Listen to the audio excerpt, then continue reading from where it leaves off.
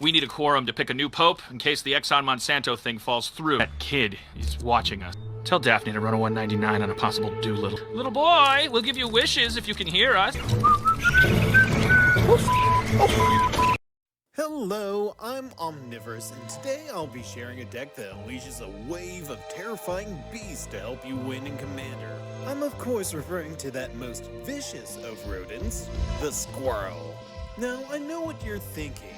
It's a little strange to be afraid of squirrels, but I promise if you look into those heartless, wee, beady eyes, you'll see them for the horrors they are. Chatterfang Squirrel General is a 3/3 with Forest Walk for 2 and 1 green.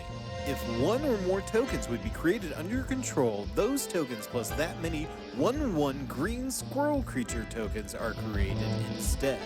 For 1 black, sacrifice X squirrels. Target creature gets +X -X until end of turn.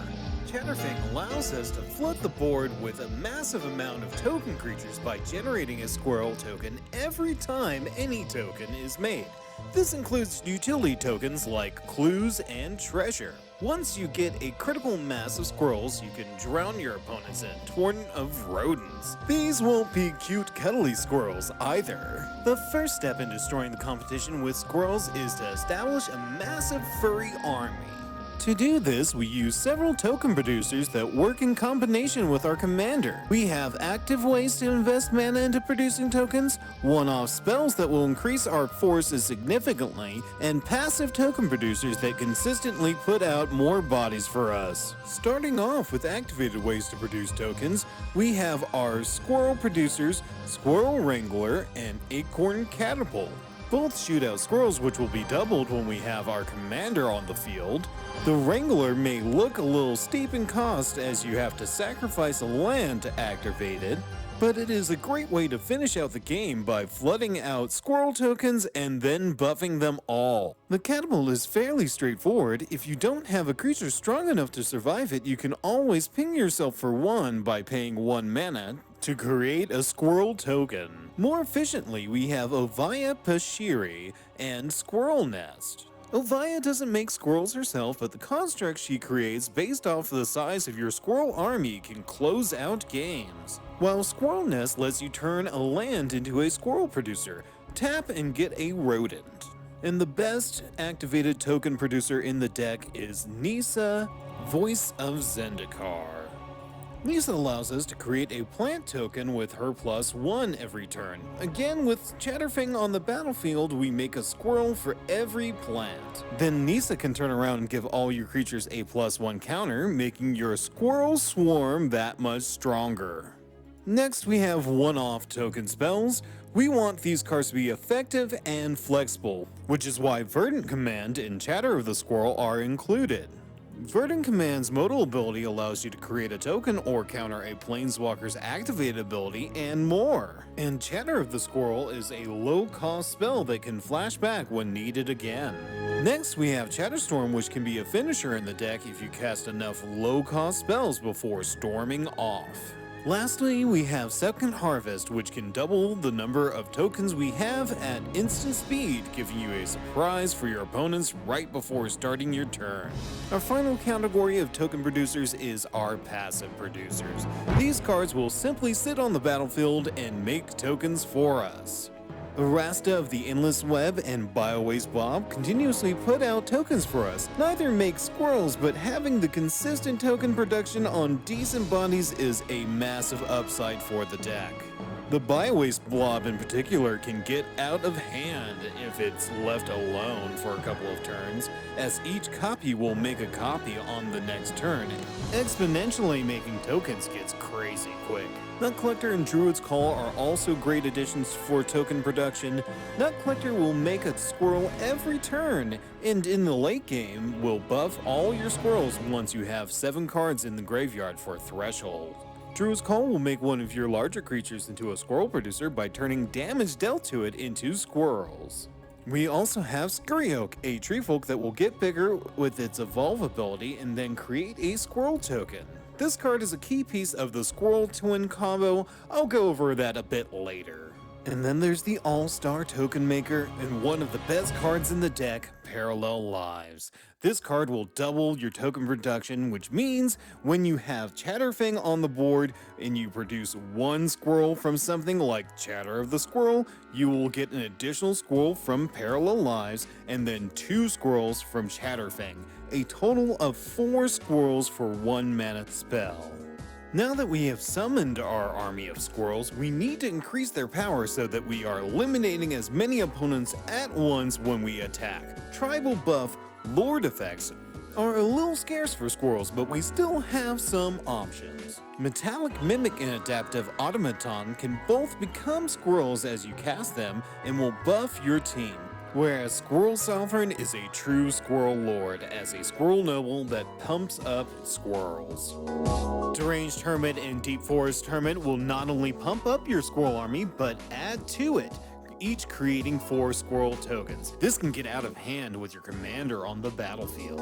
We can get several buffs from artifacts to make up for the lack of lords, with Cage Sun and Gauntlet of Power both increasing the strength of all your green creatures and giving you a boost to your mana production. Other artifacts that will greatly increase the power of your Squirrel army are Coat of Arms and Maskwood Nexus. Coat of Arms gives each creature you control a +1/+1 buff for each other creature of the same type that you control. This works really well with the Maskwood Nexus, which turns all of your creatures into squirrels. Now all those random creature tokens you're making will be able to don their furry suit and squirrel things up. Coat of Arms is also a piece of the Squirreltwin Combo coming soon. Now, our massive army of Cuddly Death can definitely do the job, but we will need to make sure that it always has fuel to keep the Squirrel War Machine going. Consistent card draw is key to keeping your rodents rallied. Toski, Bearer of Secrets, and Orin Frostfang will let you draw cards for each creature that connects with an opponent, with the added bonus that the Frostfang gives all attacking creatures Death Touch. If they don't get through, chances are they'll be taking the blocker with them. Realmwalker, which is a changeling and counts as a squirrel, has an okay ability for card advantage. When it comes into play, you can pick squirrels. Then Realmwalker lets you look at the top card of your library and cast any squirrels from the top. Ravenous Squirrel can turn a lot of your incidental token production into card advantage, letting you sacrifice them for card draw and increasing its power in the process. Another great option available to us is Shamanic Revelation. Since we are flooding the battlefield with a massive number of token creatures, Shamanic Revelation often will draw us back into the game whenever we cast it. A cool trick is turning to clues for card draw, with the best 2 being Unfinity Mysteries and Tireless Tracker. Clues are handy because they will trigger Chatterfang into making a squirrel every time you get a clue, and Unfinity Mysteries will create a 1/1 soldier every time you use a clue, which will also get a squirrel from Chatterfang.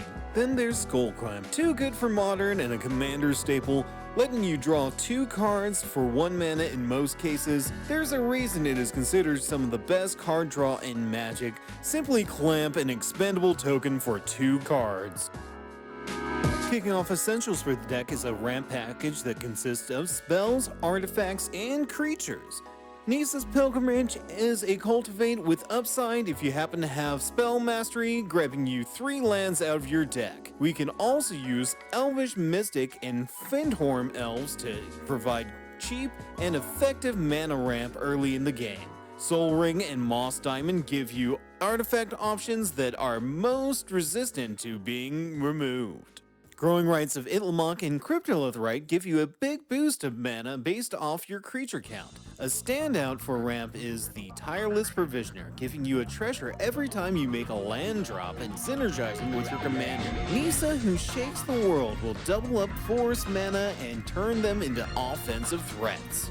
Very straightforward on utility, we have some removal to deal with specific problems with Beast Within and Croatian Grip. Lightning Greaves is a classic at protecting our commander and other important creatures. Damnation provides us with, and the Great Aurora gives us massive advantage after it resets the board because it will count all of our tokens when it removes all permanents. The deck being mostly green is able to make use of a decent amount of utility land. Urberg and Yavimaya will fix your mana so you never worry, with the bonus that Yavimaya will let your commander slip through your opponent's defenses thanks to Forest Walk. Swarmyard and Pendelhaven support our rodents by buffing and regenerating them, saving them from a decent amount of removal. And Mutavault doubles as another squirrel token.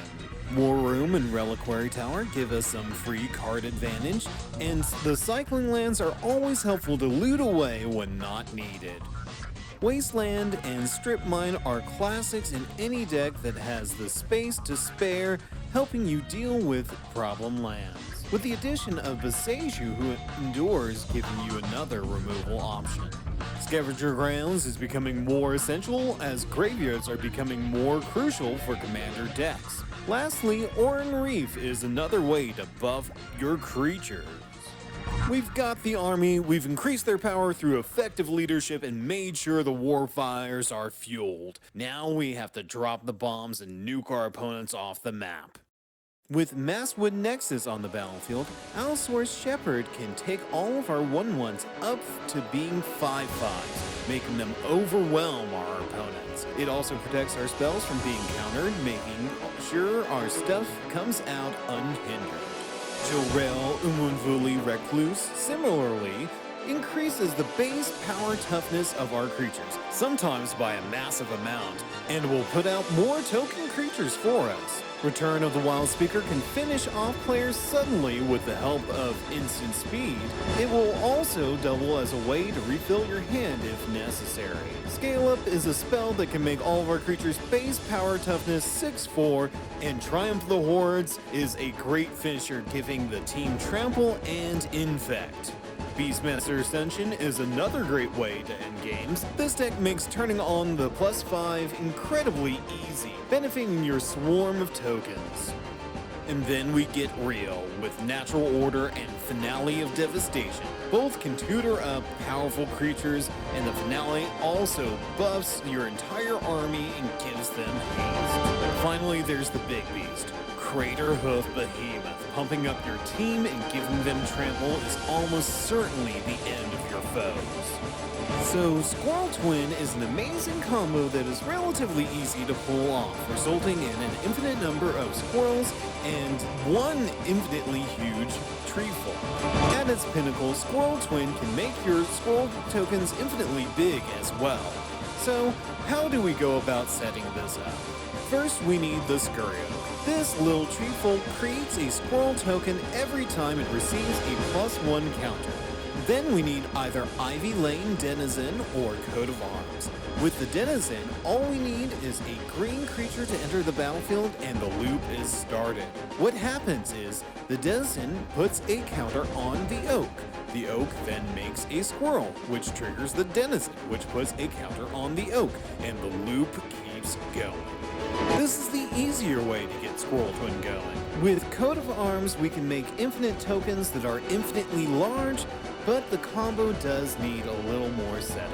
This way, we are exploiting the Scurry Oak's Evolve ability, which triggers whenever another creature enters the battlefield with a higher power or toughness, putting a counter on the oak and creating a squirrel token in the process. If the squirrel token happens to have a higher power level than the Scurry Oak, it will create another squirrel token. With Coat of Arms on the battlefield, each squirrel will get a buff relative to the number of other squirrels that you control. Basically, with this setup, the squirrels you create with the oak will always be stronger than the oak, causing the oak to just keep creating squirrels. We're going to do a quick look at budget options, as I recognize that not everyone wants to spend nearly $700 on a squirrel deck.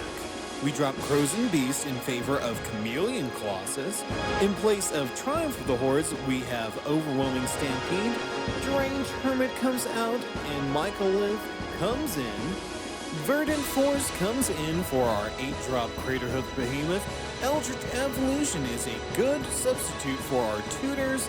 Lana War Elves replaces Allosaurus Shepherd, and Nevinaral's Disc comes in for Damnation, with Acorn Harvest replacing Parallel Lines. And that'll do it for the deck. Hope you enjoy it, and hey, maybe we'll see some cosmic space squirrels and other great additions when Unfinity comes out April 1st.